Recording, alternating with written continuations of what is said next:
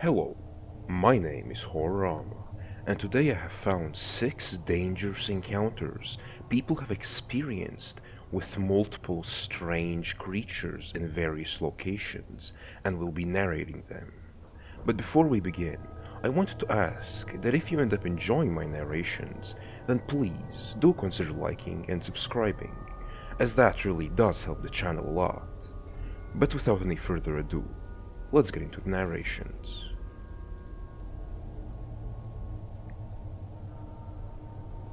The first story has been posted by user BenSit28.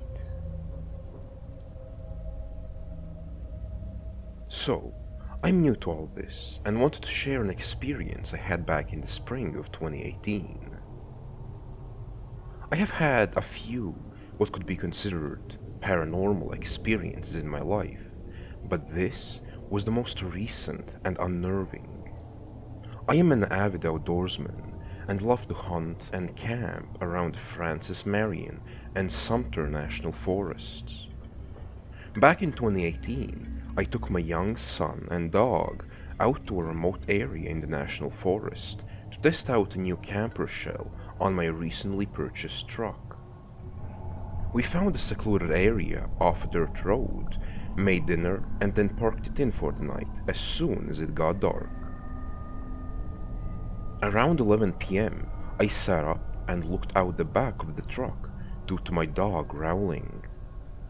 In the distance, I saw what looked like hundreds of small white balls of light darting around, then hovering for a few seconds and slowly converging to our campsite. They looked just like the dust orbs you see on videos, but these were producing light in a completely dark forest. They soon surrounded my truck. It seemed like there were hundreds of them. They were a soft white light, and they did not blink. Lighting bugs were out early evening, but those were yellow and blinking. After 30 minutes of them floating around and concentrating around us, I finally worked up the nerve to open the truck and lit a lantern, and they promptly disappeared. After turning off the light and locking back up, they returned. My son was fast asleep, thank goodness. I watched them until I finally fell asleep around 1 a.m. as well. Next morning, when we tried to leave, the battery was dead on the new truck. There weren't any lights in the back cab where we would have used any power. A week later, I had to replace the electric control module. Not sure if it's irrelevant info, but I thought that I would add it just in case. Has anyone had a similar experience? Just thinking about them again makes the hair stand up on my neck.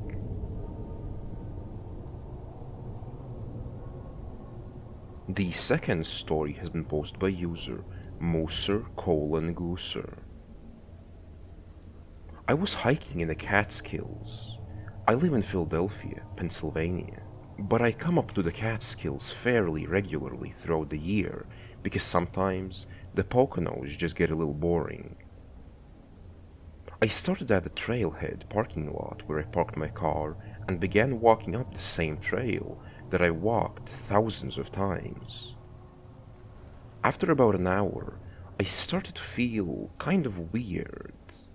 It felt like the woods were a little bit quieter than normally when I had come up here before, but I wasn't initially very concerned about it. After I sat down to have some breakfast, I started hearing rustling above me, and some sticks fell down right next to me. I wasn't really worried about this either, as I just assumed it was some squirrels running around, or maybe some chipmunks throwing things at me.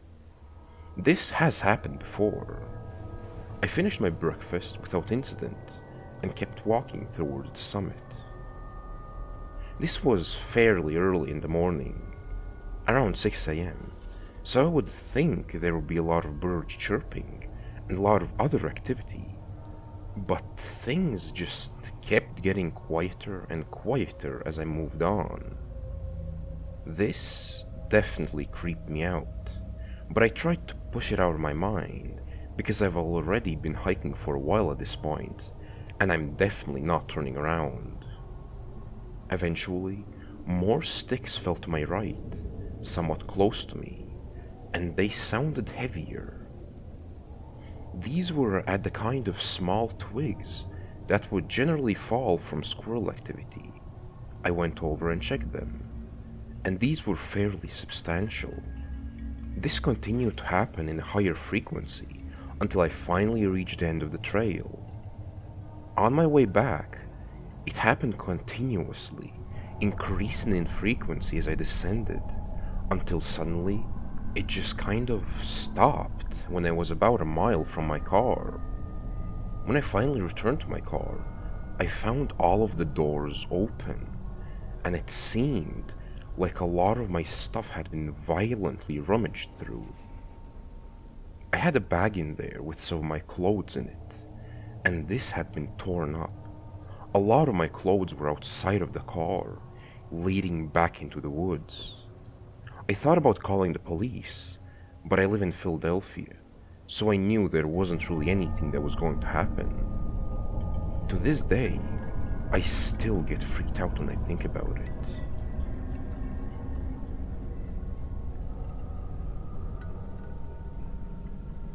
The third story has been posted by user J4R8H. In February last year, me and a bunch of friends went camping at Moss Park, a county park to the southeast of Orlando. This country park is on a forested island with two large lakes to the east and west, and two extensive nature preserves to the north and south. We were just hanging around a campfire, drinking beers and smoking pot. Around 11 p.m., me and three of the friends decided to go for a walk into the nature preserve to the south. Our destination was a dock on the pond of the large lake to the west. I am normally not the type to go walking around in the woods in the dark. I do a lot of hiking, but always during the daytime hours. I guess being slightly inebriated with my friends made me braver than usual. So, we went trekking off into the woods in the dark with nothing but a flashlight to protect us. At first, the trail was taking us through a large swamp, and nothing felt out of the ordinary. Next, the trail entered a thick pine forest. Here, things began to feel a bit different, and in retrospect, it was very quiet, but I wasn't concerned at the time. We got to the dock and started shining the flashlight around, hoping to see some alligators. There were none. No bugs, and no signs of life in general. I thought it was a bit odd, but again, I wasn't too concerned. Then, all of a sudden, something changed. Within a few seconds, all four of us said something along the lines of, "Do you feel that?" Something, all of a sudden, felt very wrong. Then one of my friends said, "Listen to how quiet it is." We all shut up and listened. It was insanely quiet. Not a single frog, insect, or bird. Even the wind had stopped. It was the strangest thing I have ever heard in my life. It was like we were inside a vacuum. Remembering this lack of sound gives me chills to this day. Next, we all remarked on how cold it was getting. I started getting goosebumps. It felt like the barometric pressure had just plummeted. At this point, we all agreed that we needed to get out of there this instant. There was a strong feeling of impending danger, like something wanted us to leave ASAP, and we would be in big trouble if we didn't. I was able to feel that all of this energy was coming from across the pond towards us. I think all my friends could feel this as well, because we were all focused on the pond. Nobody was paying any attention to the dark woods behind us. It felt like a charge of energy was running through my body, and I could feel exactly the direction that this energy was coming from. We all agreed that we had to leave and start walking back at a fast pace. The bad feelings were still present while we were walking back through the pine forest. One of my friends actually started crying. I wasn't too worried though. I felt like we would be okay as long as we kept walking.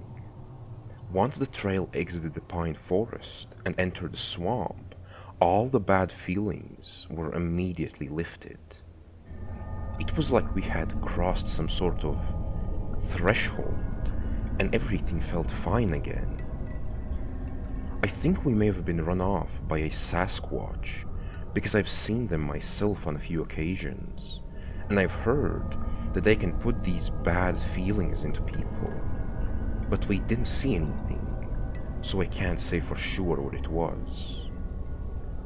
After about 15 minutes of getting back to the campfire, where the rest of our friends were, we heard what sounded like someone or something whacking a tree with a big stick one time just across the campground.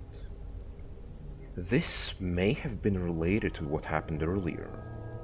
The campground host immediately got up and started walking around with a light, as if they were equally surprised by this sound, or possibly this kind of thing had happened before.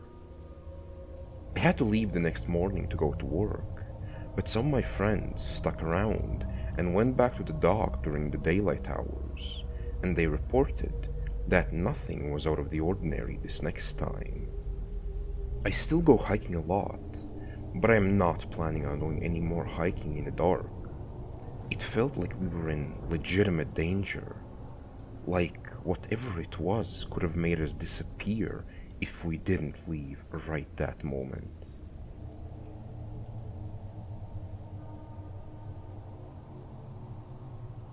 The fourth story has been posted by user ship_2_shore. When I was a teenager around 2004, we used to sneak down through a quiet area of scrub over the dunes onto the beach to smoke weed.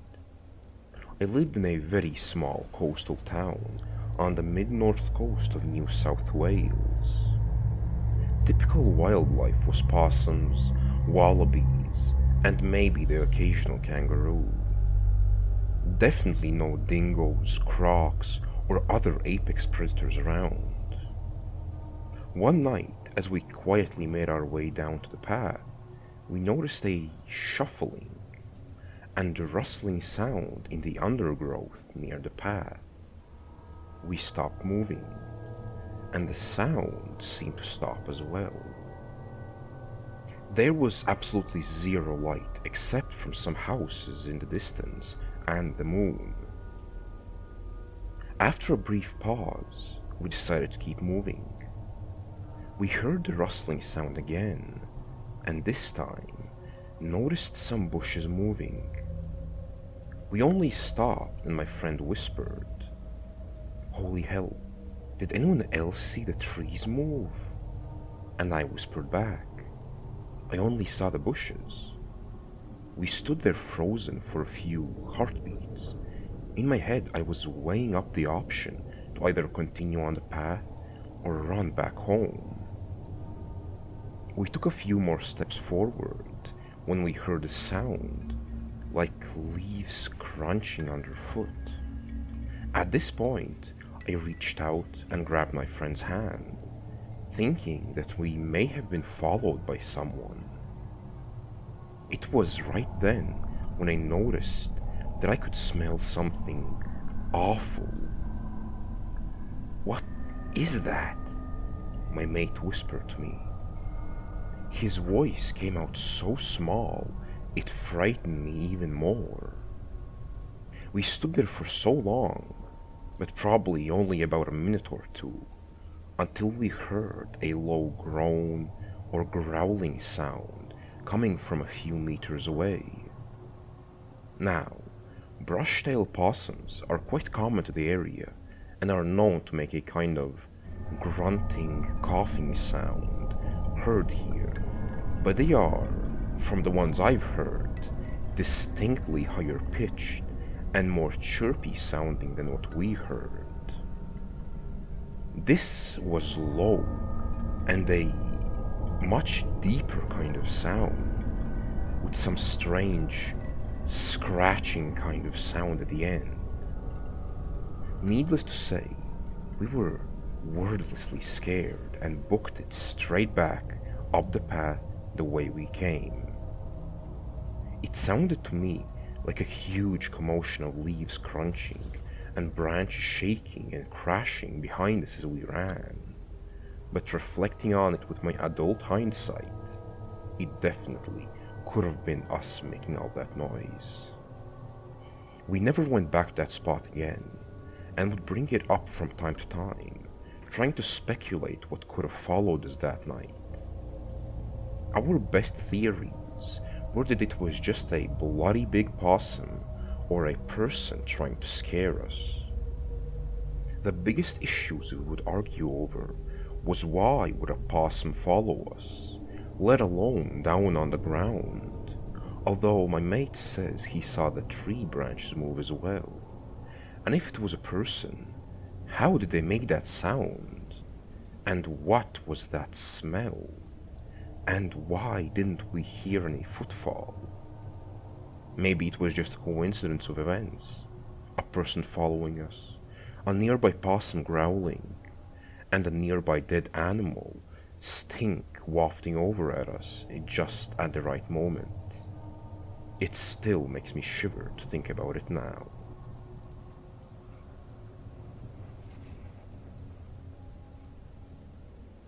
The fifth story has been posed by user MustyButt. The location is a campground that may or may not be currently accessible. I know it was closed, gated off the road for quite a while, a good few years ago. Factory Shoals Campground, a good 20 minutes outside of Convington, Georgia. Yes, that's where they filmed The Vampire Diaries. Anyway, Factory Shoals recreation area, the campground. I'll say that I've never seen many other people out at this huge park, even on the nicest days, but a friend lives in a subdivision down the road. The area is sporadically rural, if that makes sense. You'll come across a school, a gas station, and a pretty big neighborhood, but then nothing else for another 6 or 7 minutes down the road.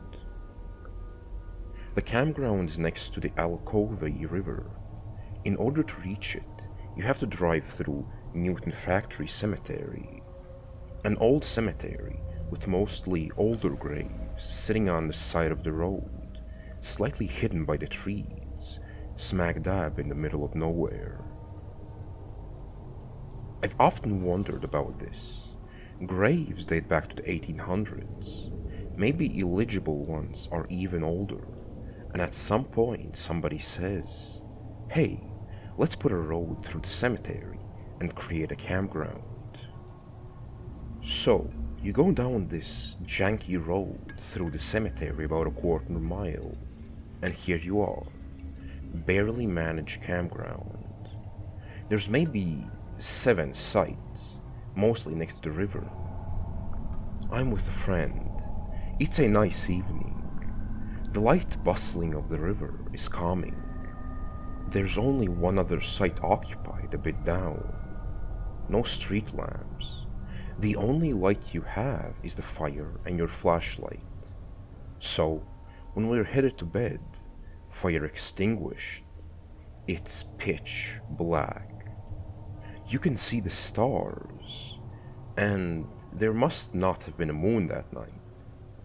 I'm laying down and I close my eyes, and then I realize that it's far too silent. Deafening silence. I jump back up and go to my friend's tent and tell her that I'm suddenly feeling creeped out.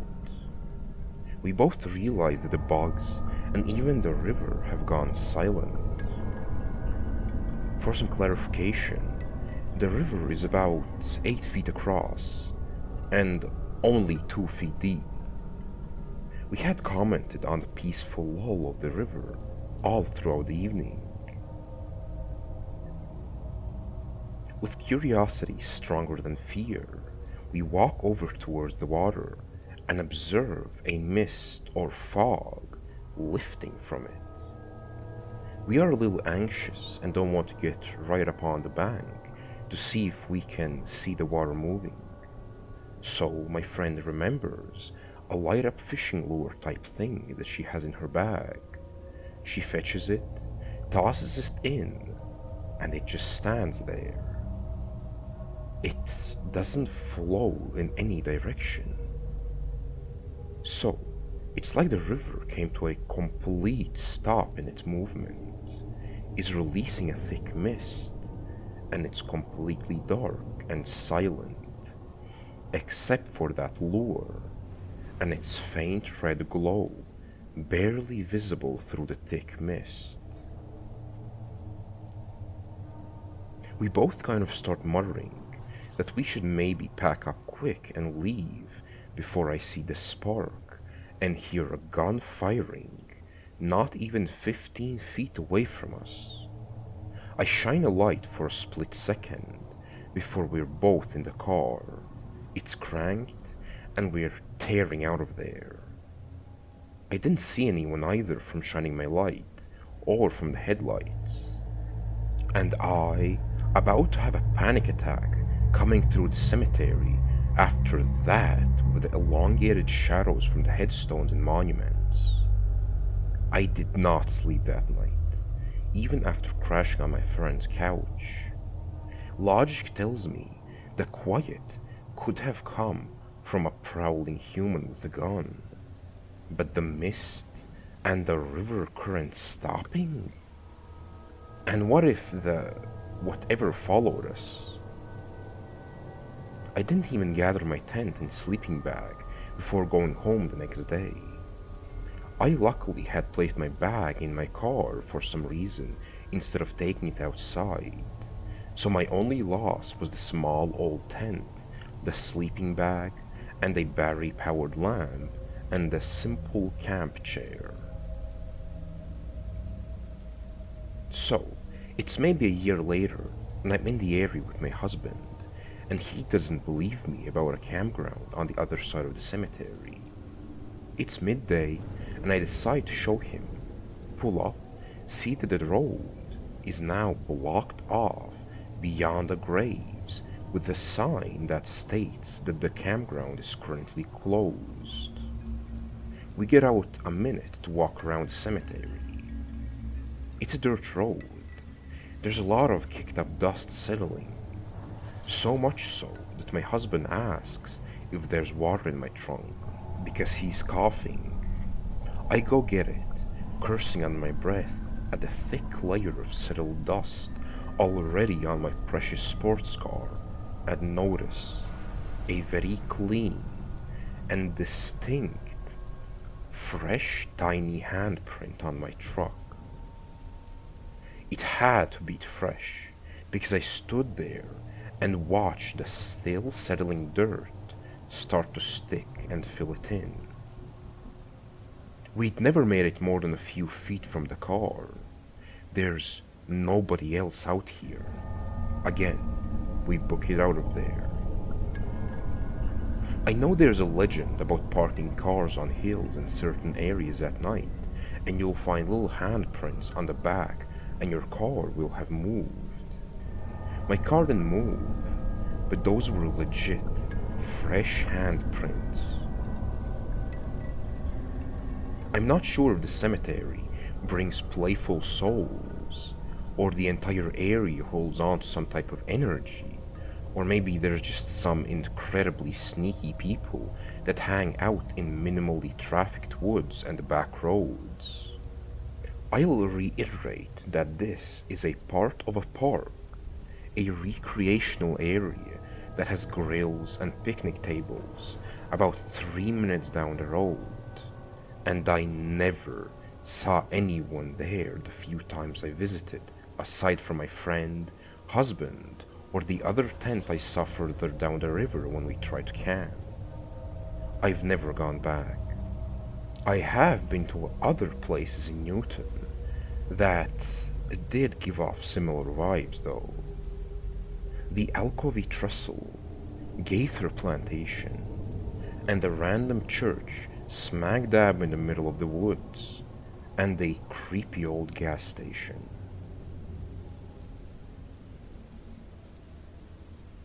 The sixth story has been posed by user Ghost KNYFE0. It's currently autumn, and I live on the outskirts of a major city, still in the suburbs though. This happened yesterday in late afternoon, when I went to hang some washed clothes under the line under our carport. It's attached to the side of our house. We were starting to lose daylight, so I thought that I'd quickly pop out and hang up the last of the washing for the day. It was increasingly getting darker by the minute. I had just begun hanging clothes when I started getting an uneasy feeling. I'm unsure why, but I brushed it off as I was losing daylight quickly. A minute later, I heard a group of kids up the other end of the street screaming, and then silence. Again, I just brushed it off as the kids, just being kids and playing with each other. The intensity of the unease grew, and I felt like I was being watched. I then heard a low growl, which was unlike anything I'd ever heard before, and the air got significantly colder, and all the crickets and bugs went silent. I moved the clothes rack to the outside of the carport, so I could use what little light there was to hurry this up as much as possible. While hanging and scanning around, and between picking up the next piece of clothing, I noticed something new. This dense garden that wrapped around our U-shaped drive looked like it had been trampled over.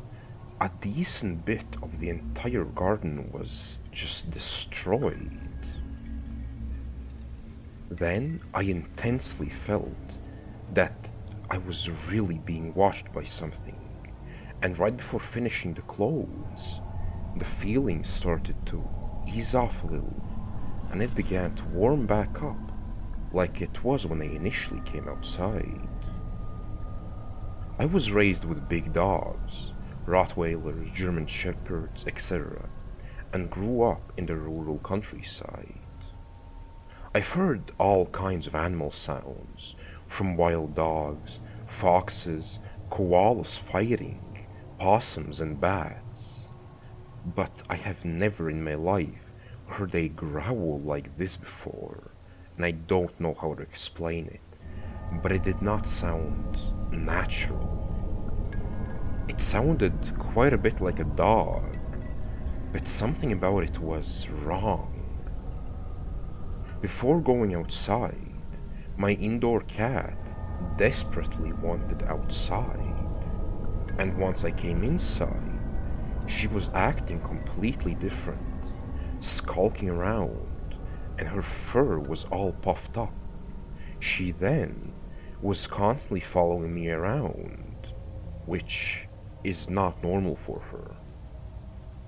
We have a lot of bushland surrounding us and live right next to a river. I don't fish in that river anymore, as I've always felt like someone was around. And this feeling only grew more intense after this encounter.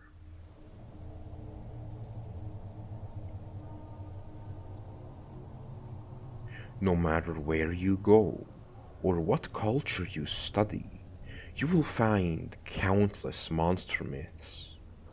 Are these myths simply fiction? Of course, they could be, but perhaps not. The myth describing a grotesque sea monster could be just that, an actual monster.